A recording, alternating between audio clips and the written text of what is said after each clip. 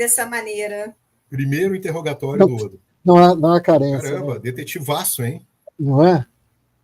A coisa da epiderme... Eu confundi as cenas, achei que essa cena era com a Kira, misturei, que é com ela. Não, é com ela. Mas a coisa da epiderme foi sensacional. Mas o olho inchado, né? Na prática, assim, e se ela estava em choque, como ela disse mesmo, que pode acontecer quando você vê alguém próximo morrer e que você não... É o choque, né? Demora muito até cair. Então, Não, talvez sim, logo naqueles primeiros dias, talvez ela ficasse assim. Mas, em se tratando de um filme, a observação foi clara. Ela era viúva, a única pessoa que ela tinha era ele, ela devia já começar a ver o corpo, já começar a chorar na hora, gritar enlouquecida. Assassinato foi uma coisa violenta, grosseira. Vamos lá.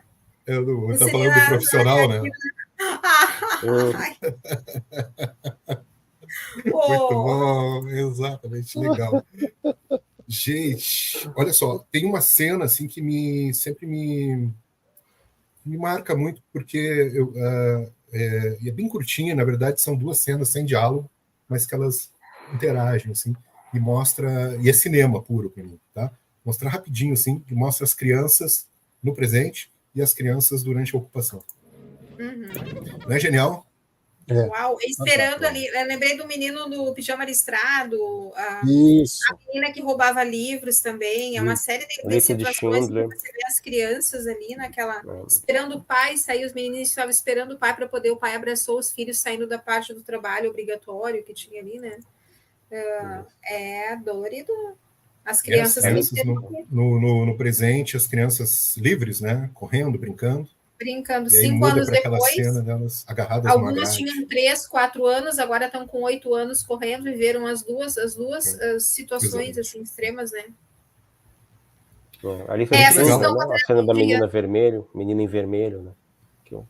Na cena uma das transições importantes que se fala em criança, assim, é o trabalho dos professores. Eu fico imaginando como seria importante, a gente já falou nisso na prof que nós temos ali no DS9, como é importante o trabalho da prof nesse sentido de ter a escola e cuidar dessa socialização das crianças ali. Uma das primeiras coisas, né, que ela fez, até comentou com o Brian, foi dizer assim, olha, eu quero colocar a Keiko, né, quero colocar uma escola, quero abrir uma escola aqui, atender as crianças, e isso eu acho que foi importante para isso, para deixar as crianças inseridas ali num outro ambiente. Acho que isso marca muito. Não, e o desafio que a Keiko enfrenta é colossal, né? Porque imagina, tem a barreira da religião. E cada criança de uma cultura diferente, claro, a religião também, né? Mas imagina, né? Uma criança ferengue e uma criança humana. As crianças diferentes nem estudam, né? Eles fazem essa sátira, assim, né? A gente joga eles no mercado e tal. É muito legal. Gente, vamos ver mais 2 cenas, então. O Odo agora interrogando a Kira. Uau, a mulher, ela que era a verdadeira femme fatale, né? Ela que enganou, colocou o Odo no bolso. Ela ainda jogou uma outra mentira para poder acobertar o fato do que ela tinha feito. E deu certo, assim, essa mulher é uma sobrevivente.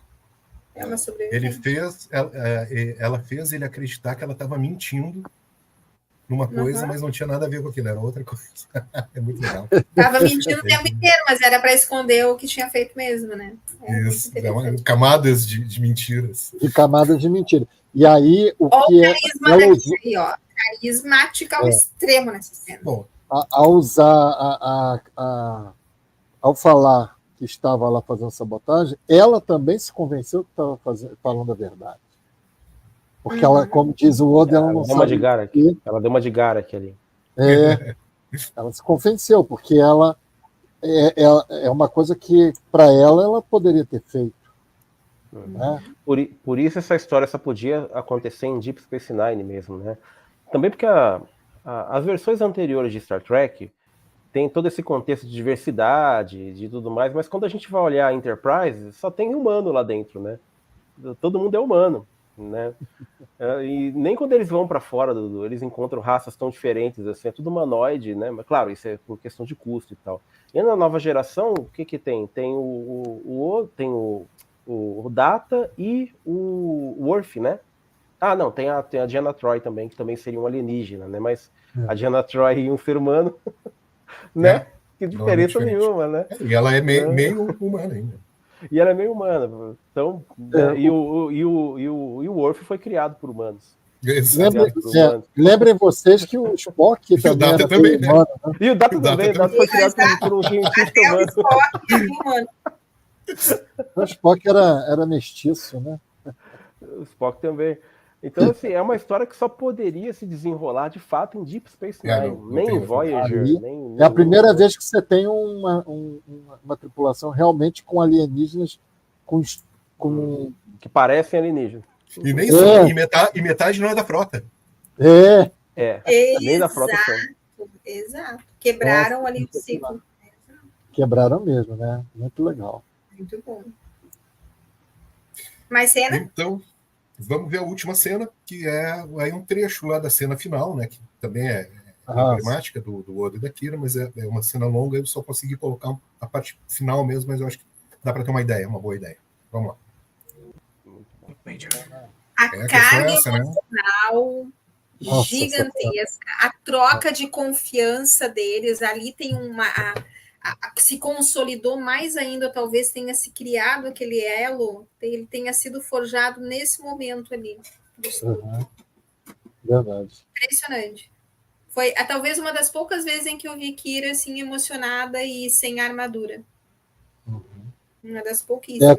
Com o Odo, ela realmente baixava a guarda. Exato. Ela baixa a guarda. Ela confia muito nele. Nossa. Ela se sente protegida, na verdade, talvez por ele. E por tipo isso de proteção. Você acha que poderia ter um nível de paternidade, talvez? Não, não vai ser paternidade, não. Tipo, Freud vai ser outra coisa. Assim? Vai ser outra coisa. Não será paternidade, vai para outro lado. Acredito que tenha a ver com afinidade, assim. Ali se está iniciando. Vamos dar o spoiler, Silvio, né? Ele ama ela. Mas isso aí desde a primeira vez que ele viu. Que ele ama que acontece isso tudo. Mas ela se sente segura e protegida por ele. Pelo que aconteceu lá no passado. Ela não sabe que ele ama ela, né? Porque eles ele tem uma postura. Vai descobrir muito tempo depois. Uma postura ética. Assim, por isso que eu falei. É isso. Independente dele amá-la, mas de repente eu estou falando da projeção dela para ele, entendeu? Dela para ele, não dele para ela. Mas eu acho que ela também, a Kira, ela teve, o Eduardo mesmo falou, com 13 anos ela estava com o phaser na mão. Ela não teve tempo de namorar, de conhecer meninos, rapazes, de ir para a escola e se apaixonar, uma vida normal. ir para o parque, para o cinema. Né? Ela não teve nada disso. Então, se é que em Beijo existe isso tudo? Não, é por isso que ela não consegue reconhecer. Não, por isso que ela não consegue reconhecer.